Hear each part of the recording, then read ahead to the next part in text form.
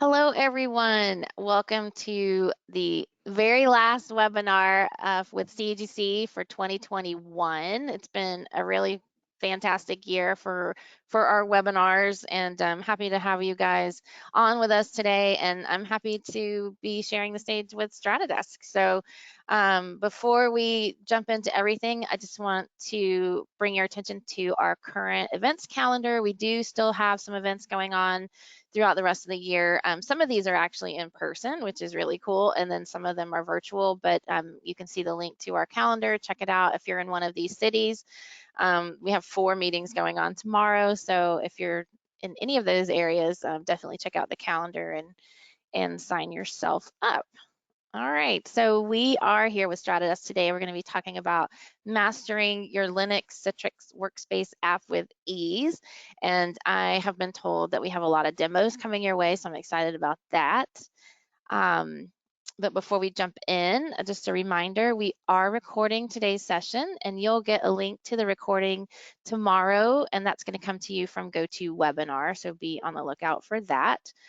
Also, we want you to submit your questions anytime into the chat panel. We'll take as many as we can today, and we might take some during the presentation and some after. It just depends on what your questions are and where we are with the presentation, but do submit them as you have them so you don't forget them.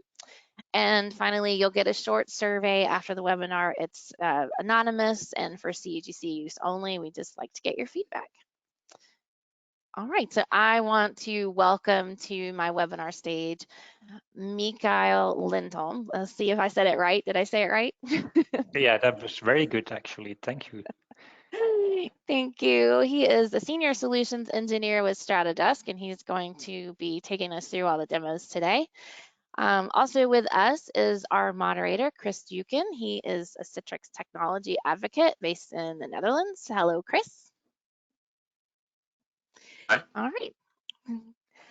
I am going to disappear and be back later, and I'm going to hand everything over to Mikael to get us started. So here comes the screen right now. Thank you. Let's see how that goes. I clicked the button and the screen should be showing. This is fantastic, this technology thing. So a very good evening to you all from Switzerland, or where you are. You might be morning or very late night, depending on where you are on the globe. As Stephanie said, my name is Mikael Lindholm, and I have been working a couple of years now with Stratodesk as a solutions engineer. Before joining Stratodesk, I was working for a company called Citrix for about 16 years, having different roles there, ranging from systems engineering to technical specialist to product marketing manager, and a lot of fun things to do. But I'm still allowed to work with a lot of Citrix technologies, so and I'm still a very much a technical guy, or at least I think myself that I'm a technical guy. So this is why making seminars like this is very, very interesting for me. Now, what I will do is to save kind of like bandwidth and stop you from looking at the wrong thing. I'm going to turn off my webcam, which hopefully is going to improve the connection slightly, and so it's a little bit more responsive. So the topic for today is basically just we're going to look into the life of the Workspace app for Linux. And since I know you CUGC guys, you like to be focused on technical things, so I made this a presentation where we take a good look at the Linux Workspace app and how it's working and how to configure it and so on. And then we take it, let's say a different look and say, okay, this is how you do it. Just on plain Linux and so on, and then discuss installing, running, configuring, a little bit debugging and so on. And then we take a look at how you could make it a little bit easier. So that's the agenda for today. So, but let me start off with why I think it's a good time to look at the Linux Workspace app. Is as you all know, Citrix has kind of like different tiers when it comes to Workspace apps. The most important one, of course, has been since day one the Windows or the Workspace app for Windows. That has the most features, as most feature-rich Workspace app out there. But the Linux team has been making a lot of good work lately, and let's say the feature parity gap is closing in, and it's closing in quickly. And also what's been happening is that Linux is gaining more and more acceptance as an endpoint OS. So, let's say the normal old truth is when you used Windows to connect to Windows, which I think is slightly silly, is changing a little bit slowly, or people are starting to look into more and more to having, let's say, connect from a Linux endpoint into a Windows workstation or server running either locally or in the cloud. So that's happening more and more. As you can see here, actually the Linux is listed here as second after Windows. This is also matches what I've been hearing from product management from Citrix the last years. It's like the Linux Workspace App is the second most important Workspace app for Citrix at the moment. And you can see there's quite a lot of, this is the, let's say, feature matrix that you can find if you Google for it, and then you can see, what features are available in Linux. And I can say already, this feature matrix is from 2109, and there's already more dots with the upcoming 2012 release of the Linux Workspace App. So the gap is rapidly closing there. By the way, if you can't find the feature matrix, just Google for it. That's what we did at Citrix as well. We never knew where it was, even as product marketing managers. But luckily, Google couldn't find it. Anyway, so let's then stop the babble and get into the tech stuff. So as I said, there's been a lot of recent additions. One of the most important is all the let's say, improvements in Microsoft Teams optimization. Now, there might be a few of you out there saying, well, Teams optimization has been around for, I think, over 1 year for Linux or something like that. That is correct, but let's say there's different degrees of Teams optimization. There's the basic one that came out, as I said, a little bit more than a year ago, and then there's been a lot of more improvements coming more and more together. So there's still a difference between the, let's say, optimization support for Microsoft Teams when you have a Windows endpoint compared to what you have for Linux, but they've been, let's say, catching up. So first was a really basic one supporting English US only, and then there's coming more and more, let's say, Teams support as we go along. By the way, something I think is really, really funny, when VMware finally got their Teams optimization out this summer, they also did it just for US English only. So I don't know if they did copy paste again or whatever. Anyway, so that's very important. That's just continuous improvements there to make the Teams running better as in the VDI session. Webcam redirection for 64-bit applications. That was a huge request that finally got into, let's say, as GA into the Workspace app. So, for example, if you're running Chrome on your VDAs and you want to run Google Meet and things like that, it wouldn't work in the past because webcam redirection and such thing, multimedia redirection, only worked for 32-bit, and now finally it's here for 64-bit as well, which is extremely good. Smart card readers are still very popular, especially in healthcare. Now there's enhanced support, which means you can have multiple ones. You can plug and play in the middle of the session and so on. It's a really nice feature, especially in the healthcare sector, as I said. Browser content redirection with Chrome embedded framework, again, brings a lot of stability into browser content redirection, something that's very much needed in multimedia-heavy environments. Session reliability is a small feature, just something that kind of grays out the screen if the connection to your VDA is lost. It's not a very techie thing, but for the end user to kind of like have a message saying, it's not your application that froze, it's actually the connection to your Citrix service that's gone down. That's very, very important, because that kind of like feedback is something the user need when it's working. Service continuity, that's a thing that I think many of you know, that if you, let's say, you connect to Citrix Cloud, goes down, but you can still reach your VDAs, then you can still run your apps.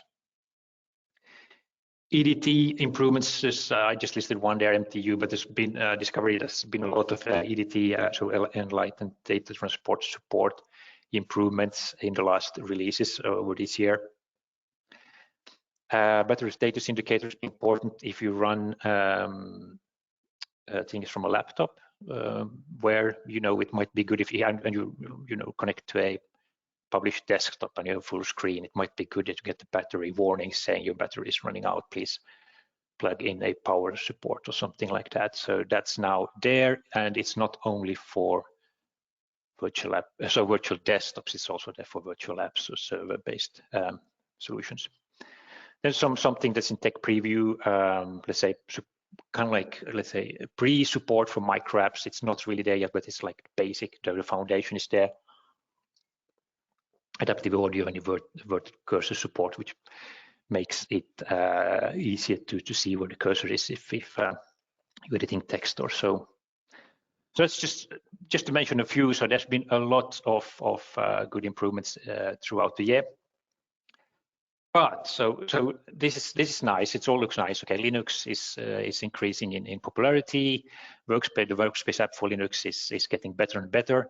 So what could be wrong? Well, there's actually nothing wrong, but just have to kind of like take you into reality, back to reality again. So let's start with looking at the installation requirements. So if you look at the Workspace app for Windows, that's the list, the kind of like system requirements list for Windows. Okay.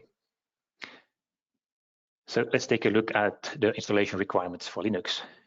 So it looks like this, and it's not just that. It goes on and on.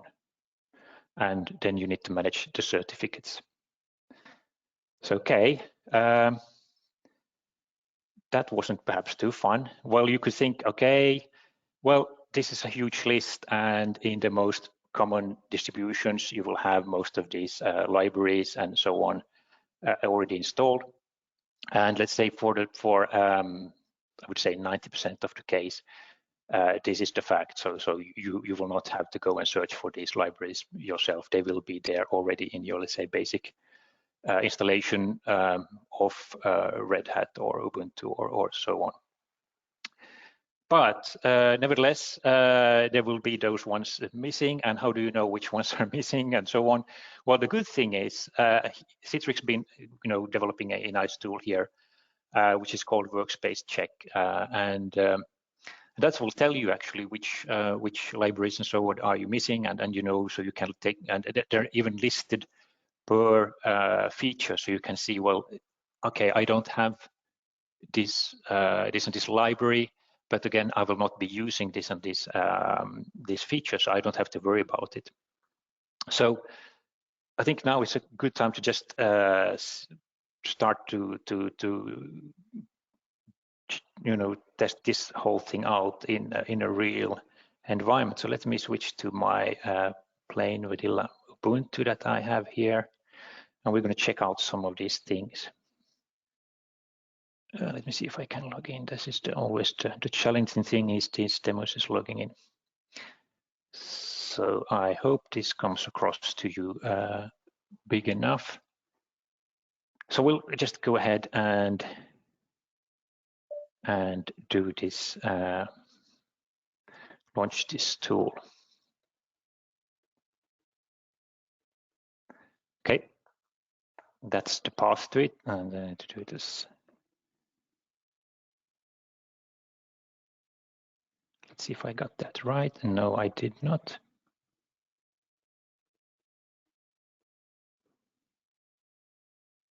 This is terrible. There we go. You can see there's a lot of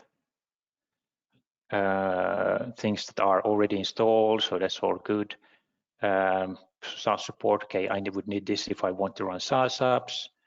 Maybe I'm not so interested in that, but Microsoft Teams optimization, yes, that would be really, really cool. That's very important for me. Let's see what else is there. Okay, this one is needed. Okay, well, now you say, okay, how do I, go about to fix it? Well, the good thing is you don't have to just give up now. It's actually not that difficult to fix all these things and then get things in order. So you could just do, so the first thing is kind of just to update your libraries where you, oops, sorry, update. Do quick cheats, yeah, up.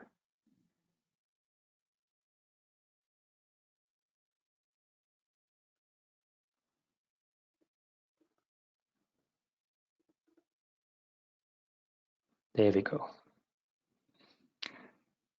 Small upgrades. I'm just going to go and implement them.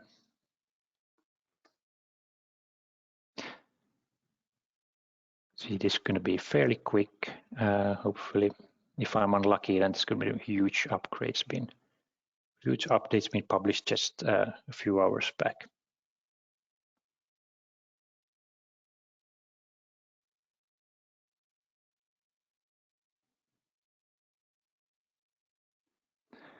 And of course, now when I'm running a webinar, and well, there we go, it's slightly slow. But there was two libraries basically we were missing. If I scroll up here, it was the lib Canberra that we need to fix, and we need to have the libcc version 9 or bigger. Now, I did cheat a little bit, so I wouldn't spend too much searching for it. So I just have them here. There was one complaining about the curl wasn't there. I'm just going to go and paste that. So that's getting curl, and while that's doing, I'm just already get the next command to get this one in order. So basically, you can just grab, in most cases, you can just say, when it says, I'm missing this and this library, you can just say sudo apt install and the library name, and it will find it. So this is, this is not rocket science. You don't have to be a super duper techie to fix this. And there's the lib, the C++ library, get that one sorted. There we go.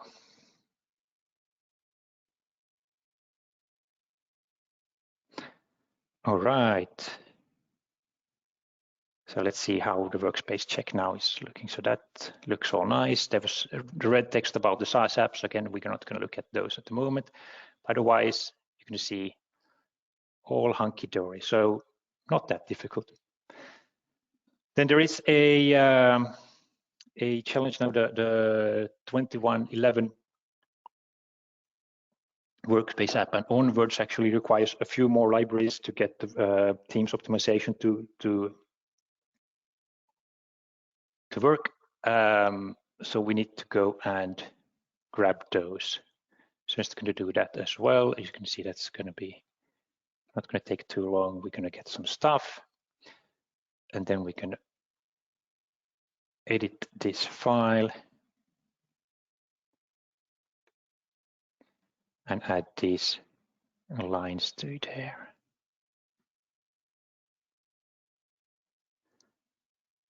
It's going to scroll all the way down, and in there we can smack this. Cool. You can see I used Nano there. You could use VI as well if you're a real cool Linux guy, or Vim for that sake. So there, now we have it installed, and now it should actually be working as well, even support Microsoft Teams optimization with the latest goodies. That wasn't too bad. It was a few minutes. Oops. All right. So that's about the installation. Okay, so it looks like there's a lot of things to do, but you can get help again with the workspace check.ch or sh actually. Sorry, that's not ch. Live editing of PowerPoint. This is how we do it. So let's go jump to configuration. Now, the configuration of the Workspace app, there's basically three major files that you need to worry about. So there's the module ini, which is kind of like the default values for all users on that machine. And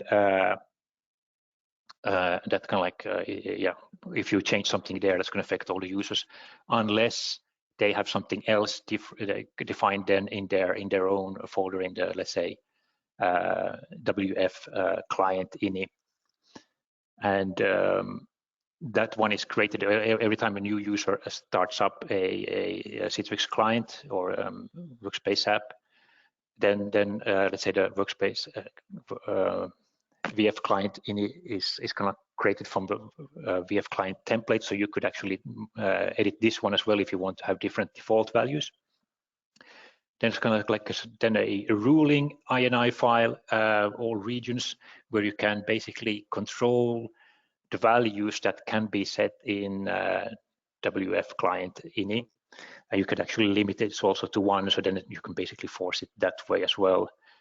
So there's a lot of these things where you can, and usually if you need to, let's say, try out a new feature or something like that, there's usually in somewhere in the these 3 files where you say, okay, this is where you need to edit this and this, and then you can save it and so on and launch the connection, and then you're good to go. There's also a new one, or let's say fairly new one, so Authentication Manager as the configuration file for that. I'm seeing more configurations going in there. So it seems to be that say an increasing amount of new features need to be configured that way using the Altman config.xml file. There's also a bunch of other INI files that I don't want to go into there, but let's say that these are the most important ones there. Modular INI, WF client, INI in all regions, INI I would say, and of course Altman config.xml. That's I would say the key files you need to know about. Again, you would say, okay, how can I, know all the values? And the good thing is you don't have to just look at the Citrix documentation side. And in let's say 99% of the cases, it's really clear what you need to edit or put something in. And the best thing to do is not try to type anything. You basically just copy and paste what's there, because then you don't do any typos, which will lead to let's say failure when you try to launch the client. So again, just to do a little bit of example, let's just go into, let me actually grab one of the new ones, because I have the 2012 technical preview in here, so I could just go and smack one of the values here. So there's the invert cursor equals true, so we can just go and take that, and that should go into the VF client INI file. But to that to happen, we need to launch the connection once. So I'm just going to save it till slightly later. Okay, running. So there's 3 ways to launch the Linux Workspace app. I think the most known one is just to install the Workspace app and then use a browser to connect to your storefront or to your gateway, and then log in from there and just kind of like launch a session from there. Self-service perhaps for the ones who tried a little bit new, so that's very easy as well. You just basically just say self-service and launch the connection. And then let's say the cool stuff that's perhaps more there for thin client vendors and so on is store browse, and that's my favorite, because that's the let's say the good old way. It's CLI only, and you have to be a little bit geek to use it, but it's really actually quite cool because it gives you a lot of control, whereas the two latter ones is basically more packaged, and then there's not too much control or things like that, the things you could do or whatever. So store browse is, let's say, the thing if you want to have full control on what's going to happen. So again, let's go and try to do that. So we get our WF client INI in our home folder. So let me switch to my Ubuntu machine, which has gone to sleep already.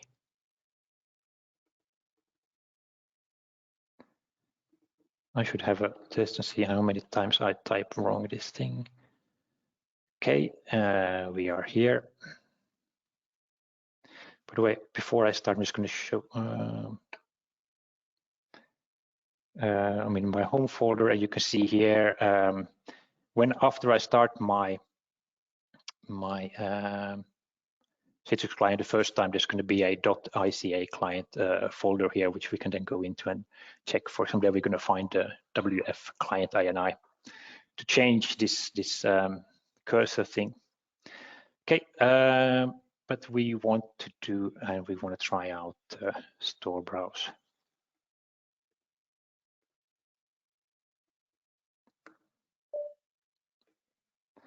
Okay, first we need to add the store.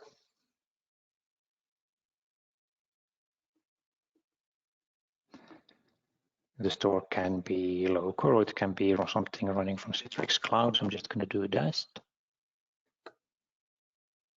Okay, first time I'm running, so I'm going to accept the EULA. Okay, it's added. So then we're going to, oops. There we go. We're going to list to see that it's actually there. Yep. And now what I need to do is I need to enumerate the resources from there. And you can see it's it had a discovery behind their store discovery, so I have to add that. I could have cut and paste, but see, there we go. Cut and paste is what you need to do.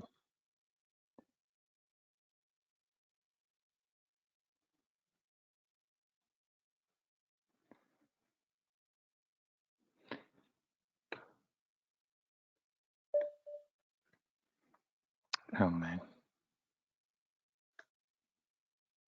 What is it? Ah, there's the, sorry. There's trailing, there we go. Need to log in.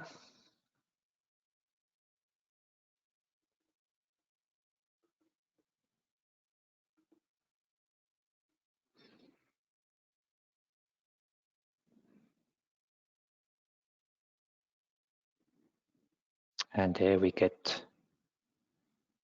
the things, all the resources. You can see there's actually a few secure browser resources. There's desktop, and there's a few published apps.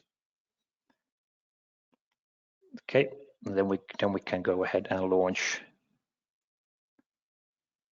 a app, and we can do. I'm going to try this time actually to grab that.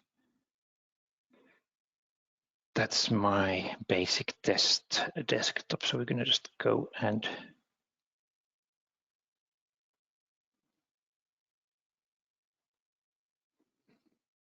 see how that's going. There's a space missing there.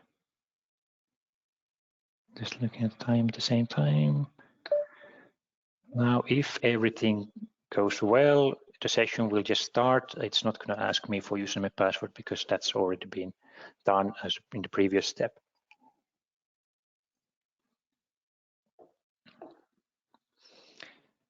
And we get the published desktop session. Wow, this is fun working with Linux. At least I think so. I hope you agree.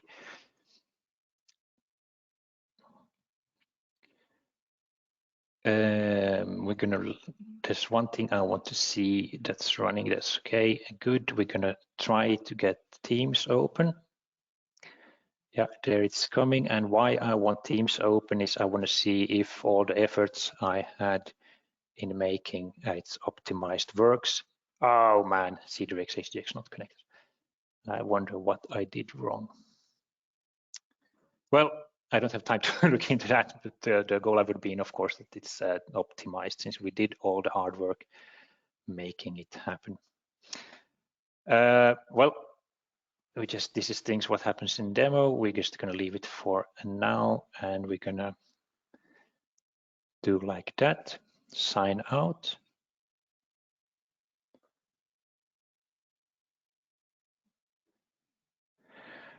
And now we're gonna check in my folder. You can see here is a .ica client folder. We're gonna go in there.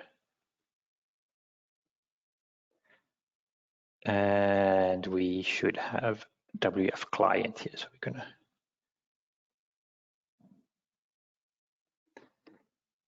go there and take this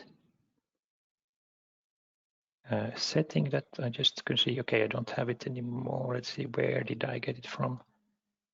There, do copy, paste, happy, right, and exit. So that's going to do as for my following thing. So I hope I didn't scare all of you off now, because it's there are easier ways to connect to the whole thing. As I said before, the next thing would be the self-service, which I think you're going to find more familiar. Do you have time for questions before you continue with self-service? Yeah, now it would be good. Yep, I'm going to start that one up. But while we wait for that starting, we can take some questions. Yes, go ahead. Okay, so we have the first question from Dak Richards. He asked, we have a challenge running Workspace with UDP enabled. How can we force Workspace to use only TCP? Can that be done on the Linux side, on the Linux client? I would, so you'd TCP for audio, or just TCP, or let's say TCP in general. I think that can be set on one of the INI files. So I wouldn't be able to say right out of which one, but I would say it should be possible to control it. So you can control, I would say, almost anything on, but you just have to find the right key, the right INI file, and set it, and then things work.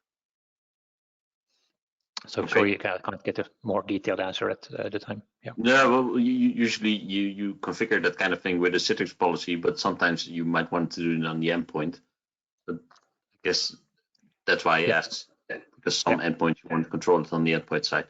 And he mentions the not working Teams redirect because you're running a VM on your machine and then you're launching the session. So would that work? Because you have your own laptop or desktop, and you have your VM, and from your VM you start the Citrix session. It should work. It should work. It worked yesterday. No, it should definitely work. Yeah, it's not there. I must have messed up something in one of the, perhaps when I don't think the library. So the libraries probably are correct, but perhaps the two files that I added, maybe I did a mistake there. But troubleshooting that would take too much time for this session. But okay. Yeah. It's just a remark. It wasn't a question. Yeah. And a question from Mark Woodward, although it's more about Stratodesk rather than Citrix Workspace. You mentioned SD cards. Is Stratodesk able to read SD cards from a Raspberry Pi? So I'm guessing we boot off them. Skipping ahead. Yeah. Yeah, I mean, that's our boot media.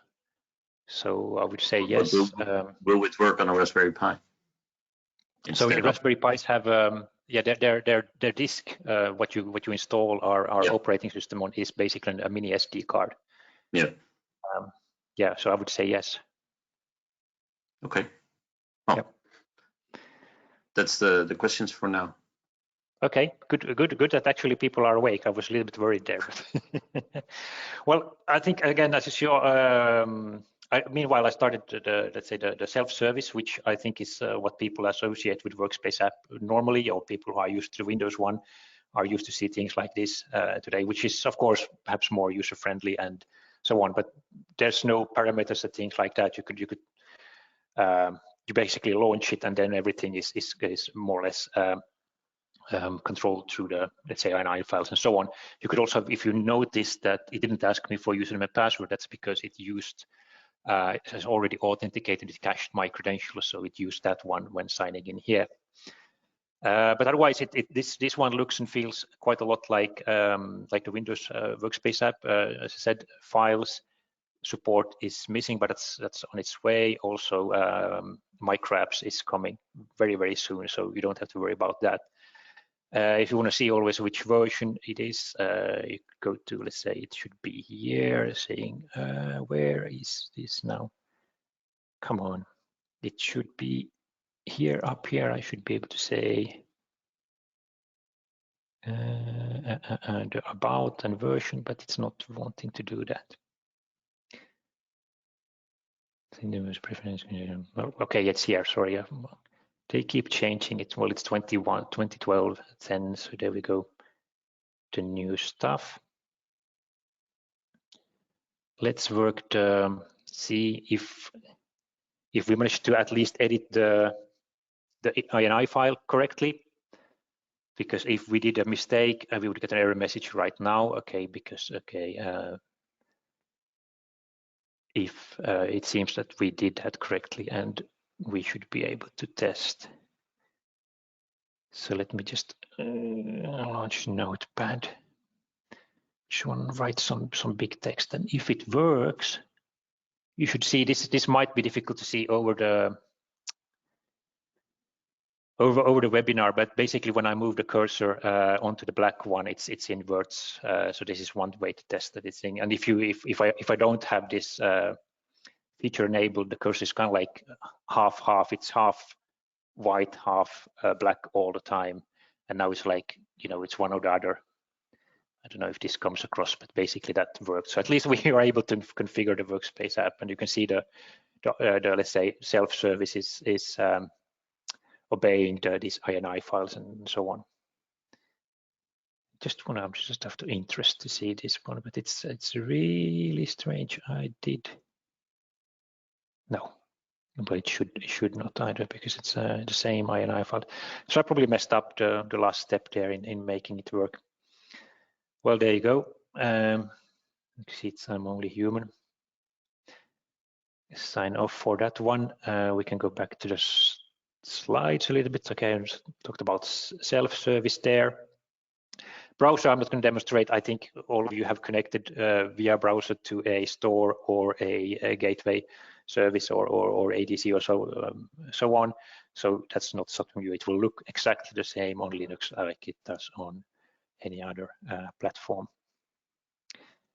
Debugging, that's always fun. So I think when you debug, I think the most important thing for people to know, and this is not known well enough in the Citrix world, is that Workspace app for Windows is not Workspace app for Linux, and it's not also Workspace app for Mac. So all of these Workspace apps are more or less almost completely different clients. They look the same and do 90% of the same things, but they're completely different applications. They have some can do more and some can do less, and so on and so on.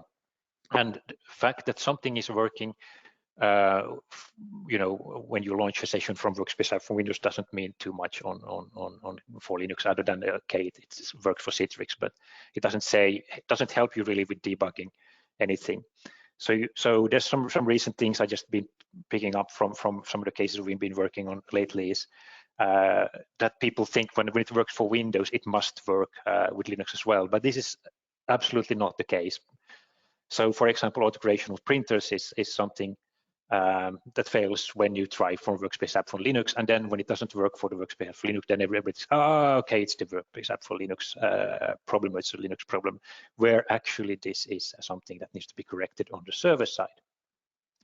Sometimes, well, when you run perhaps your workloads in a third-party cloud, a public cloud, some of the public cloud providers by default deny connections from Linux endpoints, and this is not very much known either. And then you can spend hours and hours and hours trying to figure out why it works with Windows, but it doesn't work with Linux. Again, especially if you run your workloads on a public cloud, please check if there's a policy saying deny connections from a Linux endpoint. Twain scanners, you would think that they're dead for a long time, but they still exist in customers' environment. Twain scanner support. The Linux app doesn't have native support. There are third-party applications you can then to get that fixed. Also, as I said, Teams optimization. It says when you look at the feature matrix, yes, the Windows Workspace app and the Linux Workspace app both can do Teams optimization, but they cannot do it in the same way. The Linux Workspace app is slightly behind on functionality. So if something works with Teams optimization or Teams on Windows, it might be that thing is not just implemented yet on the Linux side. So there's things to remember. Then some other things. The most common things, if you go and edit the INI files, of course, even if you copy paste, you might do some mistakes or so on, but you will notice it very, very quickly. As soon as you try to launch the connection, you will get something like a big E and then missing or cannot write or something like that, and then you know, oh, you made a mistake. So then it's just to back to the INI file and edit again. In terms of logging is pretty good with the ICA client, I have to say. So we can just quickly, I know I've been spending way too much time on basics here, so I'm just going to have a little speed up a little bit. Where is my, yes, I'm just going to sign out from this one. That's also something that Citrix added that you can just go back there, but there, you could set it from, so that's Citrix, ICA.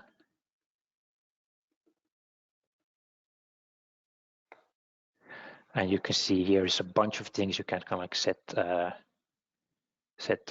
things on. You can, for example, set there saying that this needs to be information and so on, and just saved and so on. So that's a very good and easy thing to do. What is important is that usually, of course, if you've been running quite a lot and then start to change the log levels and so on, is and then try to reproduce the error or whatever Citrix support is asking you to do, it's good practice to remove the old log file, make it empty before you try to recreate, so then that there's not too much trash in your log. So, but when you do that and you put the log file to a new place, it's always good to restart the log daemon, because log daemon might have still the old file name cached and so on. So always run this restart log daemon command after deleting and replacing the log file. Okay, and general troubleshooting. There is quite good troubleshooting guides on the Citrix web page, and there's the ICA settings file reference if you want to take a closer look. But as I said, in many cases, actually the issue is on the server side and seldom on the client side. Okay, do we have any questions at the moment? Any new questions, Chris? Not at the moment. Just Okay. The Dag Richards mentions he's looking at Stratodesk as a possible competitor to IGEL or Eagle, however you want to call it, and Yep. he's works in healthcare and running a Citrix system with Epic and Imprivata. Mm-hmm. We can support, which was the first one, Imprivata, we can support that, I know for sure. And yeah. Yeah. It was just a remark. Yeah. It was really a question. Okay, good to so anyway, Stratodesk Node.js can make it more simpler. First of all, Node.js is basically a Linux operating system. It's our Linux distribution. It's optimized for VDI. It's optimized for actually controlling VDI clients like the Workspace app. And it's read-only in that you make some changes or whatever happens there, you reboot it. It's kind of like all the let's say dirty stuff is gone, and it's always clean and so on. Images, as I said, we support 32-bit hardware, 64-bit and ARM. So ARM is the Raspberry Pi architecture, and it's very, very flexible in adding drivers and even installing applications locally and so on. And it's extremely easy to install. And the good thing is, it's like you can easily manage the client and also the operating system. Everything is managed through Node Center, which is a 100% web-based tool. So you don't have to install let's say a client somewhere and then connect to that. But it's always all web-based. You would have the virtual appliance running in your old data center if you want to. You can get it from the cloud, or you can install it yourself in the cloud, depending on what you want to, or you can get it from Azure Marketplace. So I'm not going to talk too much about that. But the good thing is here is the Workspace app is already installed. There's always 0-day support for the newest client. We are currently working with Citrix on 2012, which is going to come out possibly next week. And all the 3 ways of connection, the store, browse, self-service, and browser is all supported. there's always at least 2 versions of the ICA client installed, and there's all the management of certificates and so on is something you don't have to go into the command line and do. There's a easy GUI based stuff that you can just use and so on to get it working. And there's also a possibility to sideload your own version of the Workspace app in case you have a private from Citrix or you want to use, let's say, try a beta that we haven't provided support for yet. So we can then sideload, let's say, most of the Citrix versions. So again, configuration, you don't have to do INI files. Everything is like on-off switches or drop-down menus and things like that. And I would say we have covered about 90 to 95% of all the, let's say, values you could put. There are the odd cases where you would have to go, or you want to go and change a value that's not exposed in the GUI. Well, we're not going to kind of say that you can't do that. You can't set it, because so we offer a kind of like a way to set values that are not exposed in the GUI in a very easy way. I actually don't want to go into troubleshooting yet, because I just see that I have 13 minutes left and I want to do some demos. This is the fun part as well, the demo thing. So I'm just going to go into here. That's actually a virtual machine running our node that shows us. So I made it. Let's make it slightly.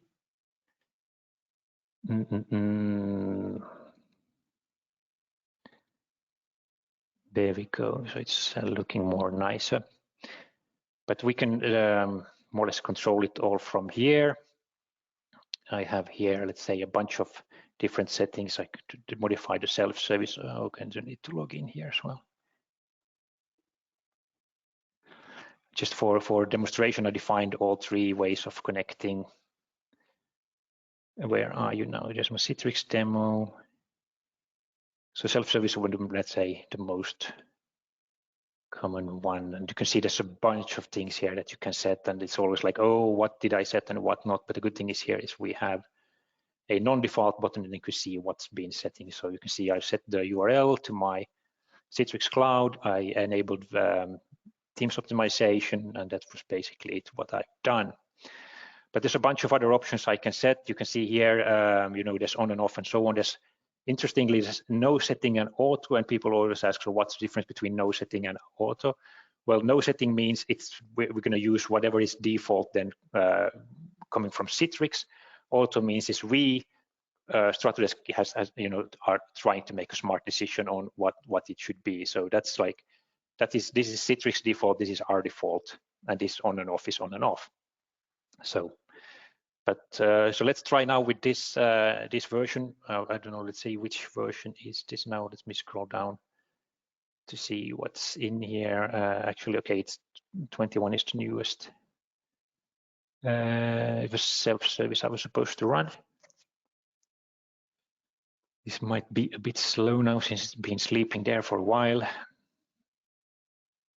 And always when you want to demo, it's just painfully slow. Okay, need to log in.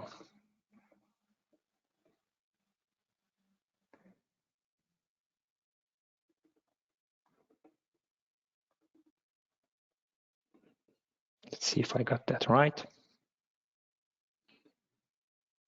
Looks like it. Cool. Cool. You can see here, this is basically 21.9 client. And of course, what we want to see if did we manage to get Teams optimized now. Now this time I haven't written anything. I just turn it on, so it should be.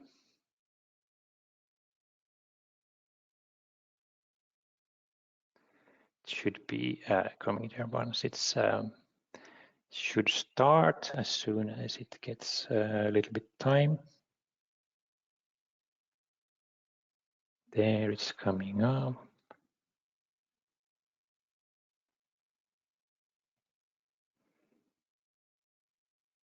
Come on.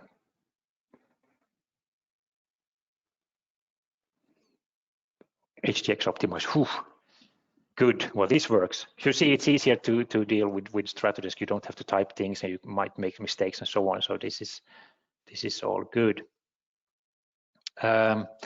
What I want to do as last time, I'm just going to jump a little bit here, but just going to show you something that I think is pretty nice. You can see here, if I go down here, you can see it says Citrix HDX audio. That's like the default pass-through, or let's say the default audio thing mapping that is working with Citrix. We're going to now start the last demo, and let's see if this is going to be very interesting to, if it works. I'm just going to sign out from here and actually sign out from there as well. Say bye-bye. I'm going to quit that one as well, so there's no session there lingering. I'm going to go into the store browse-based connections. We're going to see a little bit of both worlds. And in here is, I just actually side-loaded the 2012 version of the Citrix Workspace App. So let me go and see if I can reach this one. It's there as a custom. Just going to say announce, which means make the change right now.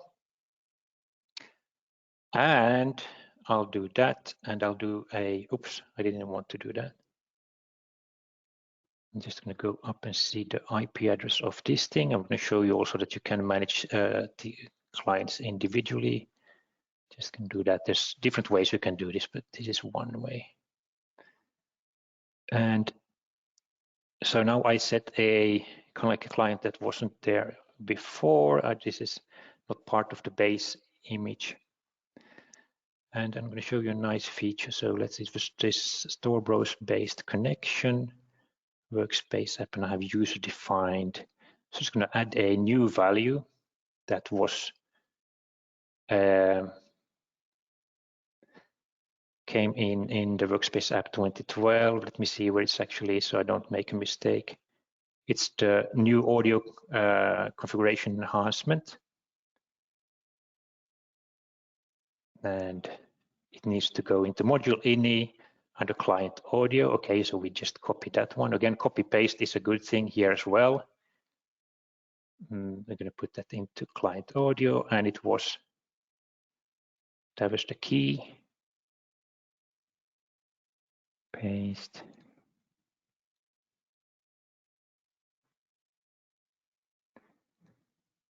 There we go. Just going to save that, and we're going to go back to my virtual machine. This is interesting. It's going to work. And I'm going to use the store browse based connection. You can see it's going to look a little bit different. Similar login screen. Ah, come on, where did you go? Must have pressed something. Nah. Silly, come on back there. Ah, yeah, okay, it took my domain. Good.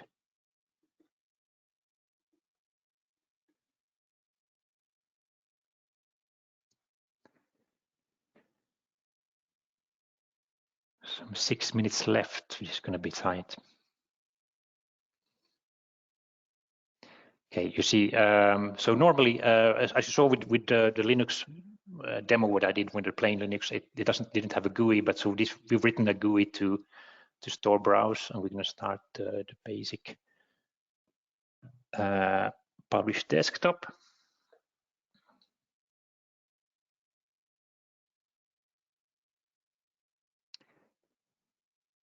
So this is starting. Now the question is, of course, do we run now the 21.9 version of the client or something else? So let's look at Citrix HDX monitor to see what it thinks about the client device.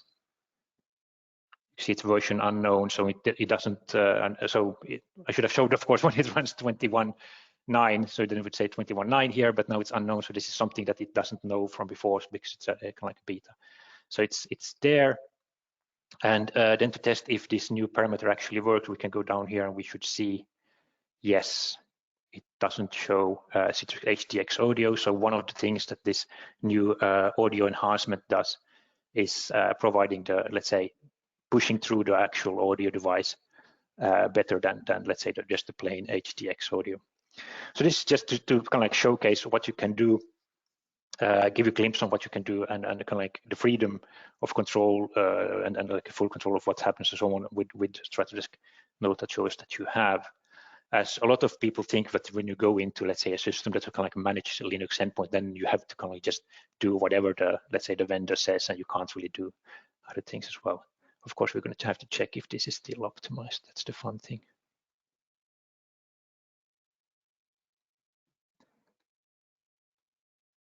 Oh, it's not connected. Okay, I messed that one up as well. Well, we could see it's probably not enabled in other things, but let me get the show to the end. With troubleshooting, this is, let's say, all the typos in the INI and XML files is kind of like minimal. Okay, you can still get them. And logging is similar, like normal logs. You can just set the log level like with setlog, or ask for debug build from us. And the good thing, of course, we don't just manage the Workspace app, we also manage the OS, and we provide all the help desk tools like shadowing and easy location of clients and so on.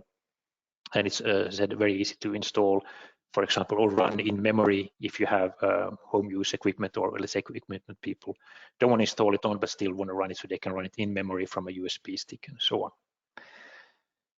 Okay, now it's 3 minutes left. Are there any more questions, comments, Chris? Well, first a comment from Daniel Garcia, who compliments your background in the Stratodesk VM, so the globe image. Yeah. So it's just a compliment. Yeah, no, it's good. It's from the Nordics. Yeah. The second question was if this demo is being recorded, and I answered that for everyone who didn't read the questions. This is being recorded, and everyone will receive a link to it in next couple of days. Yes. But other than that, I have no questions anymore.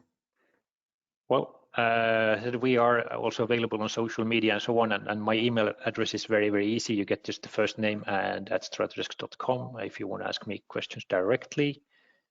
There's a bunch of places where you can find us there as well. We have free trials and God knows what.